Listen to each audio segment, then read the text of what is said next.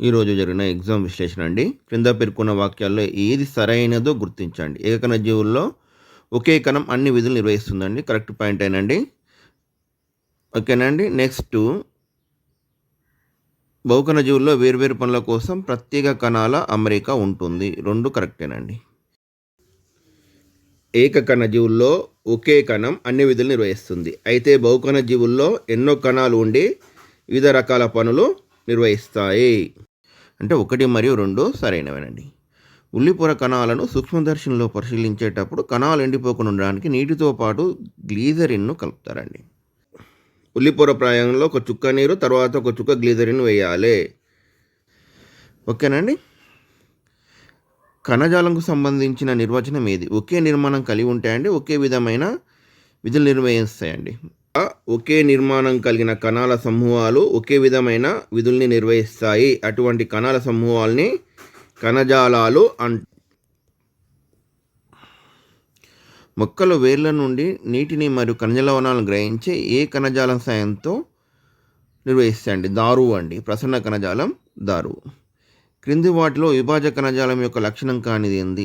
ఈ కణాలు చిన్నవిగా ఉంటాయి, పల్చని కణకవచాన్ని కలిగి ఉంటాయి, స్పష్టమైన కేంద్రకాన్ని, తగినంత జీవపదార్థాన్ని కలిగి ఉంటాయి, కణాల మధ్య ఖాళీ ప్రదేశాలు లేకుండా దగ్గర అమరి ఉంటాయి, ఎప్పుడు విభజన చెందగలే శక్తిని కలిగి ఉంటాయి. కణాల్లో కేంద్రం స్పష్టంగా కనబడుతుందండి. ఇవి ఆహారాన్ని నిల్వ చేయండి. విభజన చెందే శక్తిని కలిగి ఉంటాయండి. కణాలు చిన్నగా ఉండి పల్చని కణకవచాన్ని కలిగి ఉంటాయండి. కణాల మధ్య ఖాళీ లేకుండా దగ్గరగా అమరి ఉంటాయి.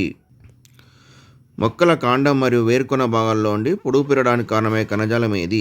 అగ్రవిభాజ కణజాలం.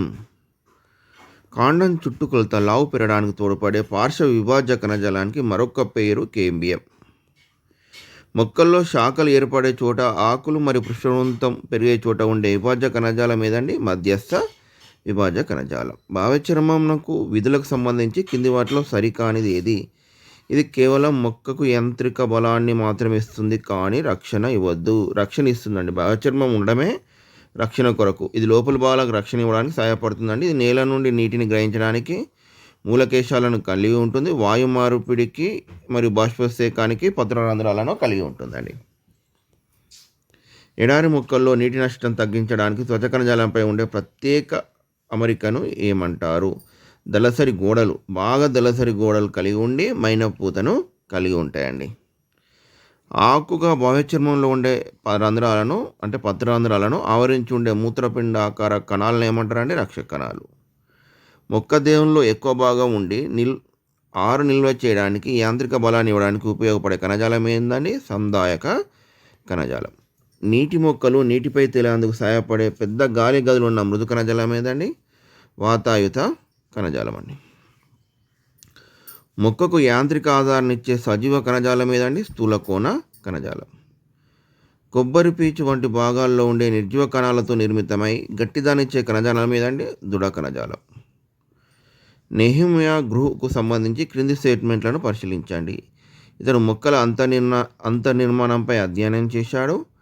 అనాటమీ ఆఫ్ ప్లాంట్స్ అనే గ్రంథాన్ని ప్రచురించాడు. ఈ 2 కరెక్టేనండి. దారువు మరియు పోషక కణజాలం 2 కలిపి దేనిని ఏర్పరుస్తాయి? నాళిక పుంజాలని.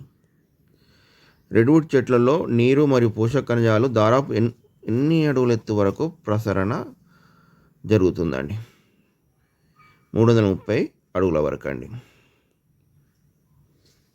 ప్రసరణ కణజాలం మొక్కకు ఏ విధంగా సహాయపడుతుంది? పదార్థాల రవాణాకు సహాయపడుతుంది, అలానే యాంత్రిక ఆధారాన్ని కూడా ఇస్తుందండి. స్లైడ్ తయారీలో భాగంగా బంగాళదుంప ముక్కను దేనికోసం ఉపయోగిస్తారు? సెక్షన్స్ను కత్తిరించడానికండి. పదార్థానికి ఆధారాన్ని ఇచ్చి పలచని పరిచ్ఛేదాలను కత్తిరించడానికి బంగాళదుంపను ఉపయోగిస్తారండి. చాలా చిన్న లెసన్ అండి, ఈజీ లెసన్, అందరూ బాగా రాశారు.